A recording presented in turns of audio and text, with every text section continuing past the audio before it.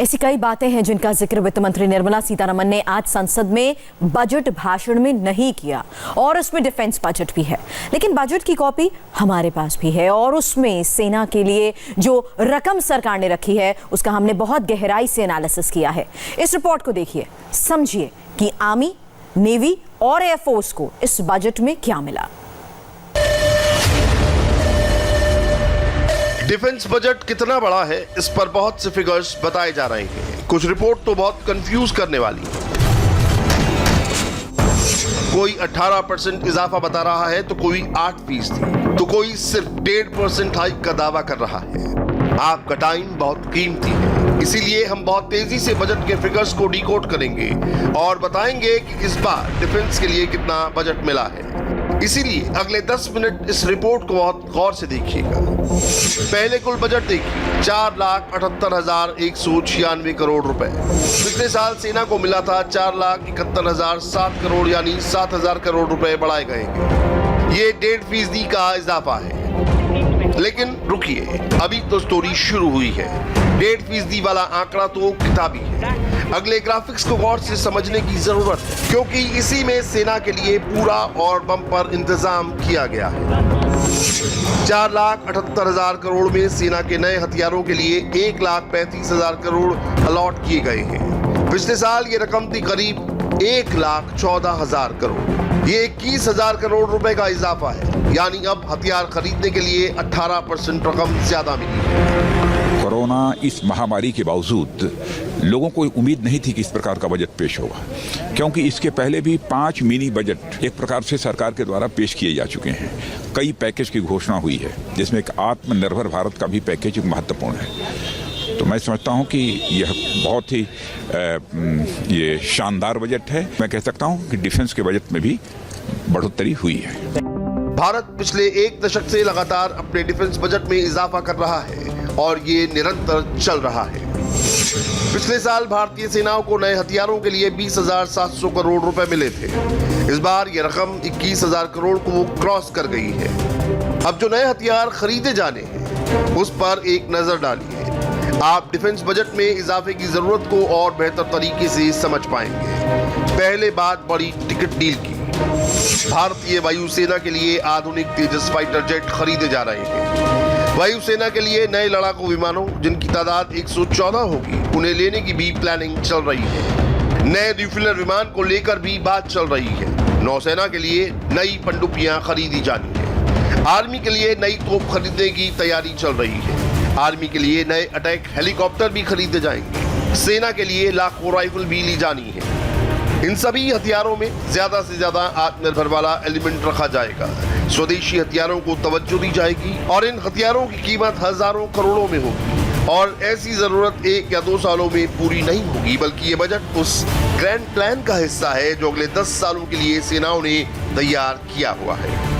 Budget से पहले ही हमने आत्मनिर्भर भारत की घोषणा करने के समय डिफेंस का प्रोडक्शन, उसमें कम से कम 200 आइटम्स को स्मॉल एंड मीडियम इंडस्ट्री के लिए रिजर्व करके रखें, जिसमें इंपोर्ट विदेश से आने का नहीं है, ये प्रावधान है। और बहुत सारे आइटम जहां इंडिया में प्रोडक्शन हो रही है डिफेंस के संबंधित विषय, उसको इंपोर्ट कम करने के लिए उनमें बहुत सारे रेस्ट्रिक्शन भी लगाए। वायुसेना को 42 स्क्वाड्रन चाहिए, जबकि अभी 31 स्क्वाड्रन है और ये टारगेट एयरफोर्स अगले 10 साल तक लगातार विमान शामिल करके ही हासिल कर पाएगी।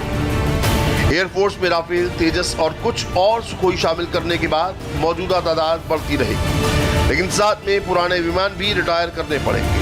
अब नौसेना की जरूरत देखिए, जिसने बहुत बड़ा प्लान बनाया हुआ है। भारत 200 वॉरशिप वाली नेवी बनाना चाहता है। अभी भारत के पास 150 जंगी जहाज हैं। ये टारगेट भी भारत 2028 से 2030 के बीच में ही पूरा कर पाएगा और इसके लिए लगातार फंडिंग चाहिए होगी। आर्मी को हर सेक्टर में बेहतर करने की जरूरत है। नेटवर्क सेंट्रिक वॉरफेयर के लिए सेना को आधुनिक बनाया जा रहा है। नई राइफल खरीदी जा रही है। एंटी टैंक मिसाइल्स का ऑर्डर दिया जा रहा है। भारत में भी ये नए हथियार बनाए जा रहे हैं। सबसे इंपॉर्टेंट बात, सेनाओं को अब थिएटर कमांड में बदला जा रहा है और इसके लिए बड़ी तैयारी की जरूरत है। थिएटर कमांड के लिए नए हथियारों के साथ बेहतर कोऑर्डिनेशन और इंफ्रास्ट्रक्चर भी चाहिए होगा। इसमें कई सालों की तैयारी की जरूरत है और ये लगातार पूरी प्लानिंग के साथ की गई फंडिंग से ही मुमकिन है। चीफ ऑफ डिफेंस स्टाफ को थिएटर कमांड वाले सिस्टम को पूरा करने की जिम्मेदारी दी गई है। इसीलिए ऐसे में भारत की सेनाओं के लिए इस वक्त 18% का इजाफा बहुत बेहतरीन फिगर्स है। जब भारत के सामने चीन और पाकिस्तान दोनों चुनौती बने हुए हैं, पश्चिमी मोर्चे पर पाकिस्तान एक्टिव है, एलएसी पर चीन से आमना सामना है, ऐसे वक्त में 18% की बढ़ोतरी बहुत मायने रखती है। हिंदुस्तान एरोनॉटिकल लिमिटेड के ऑर्डर अभी एयरफोर्स ने दिया है। तेजस एयरक्राफ्ट जो उस समय तो 2-3 साल पहले से शुरू हुआ बात, उसका अच्छा हुआ अभी ऑर्डर दे दिया HAL को, वो 83 तेजस एयरक्राफ्ट बनाने के लिए। ये सब आत्मनिर्भर करने के लिए ही डिफेंस प्रोडक्शन में कदम उठाए गए।